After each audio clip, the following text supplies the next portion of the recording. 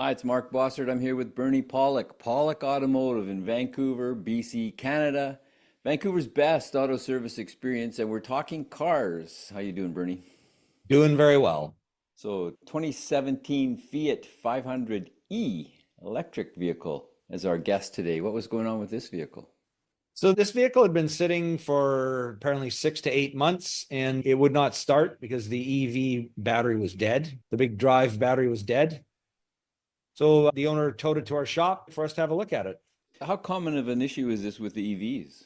We see a lot of hybrids where people have left them sitting. We've had a couple EVs come in, that have had batteries. So you basically don't want to leave them too long sitting dead. You do need to keep them charged up or use them a bit here and there. Yeah, so there's a certain amount of usage that keeps the battery charged, basically. Right. Charging needs to happen in order to keep the battery charged, and it doesn't go without some juice in it, in other words. Yeah, exactly. Yeah, it'll go too low. And you really don't want to do that because then the vehicle doesn't work. You can't plug the charger in because the voltage is too low. The whole system just kind of gets, I'll just say simply screwed up. And you just can't plug the charger in and it'll work. You need to either, charge it up every once in a while or actually get out, just move it around a tiny bit and then charge it. Yeah. So here's our Fiat Yeah, a little dusty from sitting for a while, but and the culprit. yeah, the culprit. So the battery. So the process is to remove the battery from the vehicle, to take the battery apart so that this case can be removed. There are some EVs, names we won't mention, where you can't actually take the battery apart, but this is one where you can. And a lot of them you can. So we take the cover off the battery. I believe there's 76 bolts holding the cover down, quite a few. And from there, we can access the proper terminals inside the battery and test it. That's our charger over there. And there's a voltmeter sitting on top. And this was the voltage in the battery when we started.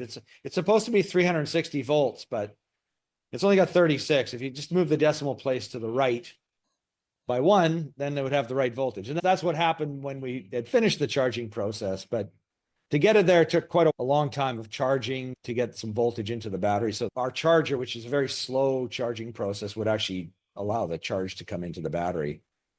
So why does it take so long? Well, when a battery gets weak, you can't just shove a lot. It's kind of like shoving water into a hose that's too small. It'll only allow a certain amount of electrons in, so to speak. So it just takes a while to put that voltage. So is it the internal resistance is too high at the low I, voltage? I think so, but I'll be honest, I'm not a genius on this sort of things. But yeah, batteries generally, when they get weak, you have to charge slowly and then they'll take more of a charge. And that's why when you plug among the many reasons, when you plug the charger from a wall and even the level one charger, which is not charging at a very high rate, it's still way too much for the battery. So it just can't take the charge. And so in terms of time, what did it take? A couple days? It took a day and a half. Yeah. And we brought it back up to, it was about 365 volts was reading on our voltmeter. Now, that isn't actually a full charge, really. Like you could probably drive a little bit, but we could have still charged it for days. Our charger only puts like 2 amps in the battery. So it takes a long time to actually bring the battery up to a charged state of driving. But this brought the battery up to a state of you can now plug the charger in and use that. So then you plug in the 240-volt charger that you guys have in the shop, and then you charge it properly, just like your owner would at home. Yeah, exactly. And then a few more hours, then the battery's good to go. And so once it's all back, you button it back up, put it back in the car. How did it run? It was good, but there was quite an ordeal of trouble codes to be cleared, modules to be reinitialized, just to get things going. So there's a take on this thing. It's like running a diesel out of fuel. You don't want to do this. Like, keep it charged because it's a big ordeal to get it going again. A lot of codes to be cleared, modules to be reset. At first we're going, oh, okay, great. Now it's taking a charge, because it wouldn't take a charge for a bit. Then it started taking a charge. And then we went to drive the vehicle and all these warning lights came on. It wouldn't work. Just a process. And once we got everything cleared, it ran just like a new car. So lesson, keep your EV charged. Yeah. And I'm very happy for the owner of this vehicle because to replace the battery is really expensive. There's ways you can change individual cells and modules, but fortunately, this battery just went evenly dead. And so we were able to evenly charge it back up. And he was lucky, but it's still not cheap, but a lot cheaper than replacing a battery. Yeah. Lend it to a friend while you're away on holiday in Spain, in other words. Yeah, exactly. It never hurts to use them.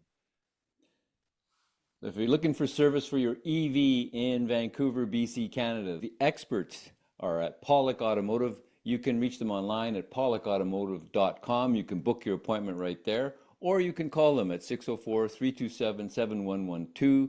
They'll find out what's going on. They'll get ready for your appointment, and you have to book ahead. They're always busy. Pawlik Automotive in Vancouver, BC, Canada. Thanks so much for watching and listening. Thanks, Bernie. Thank you, Mark. Thanks for watching.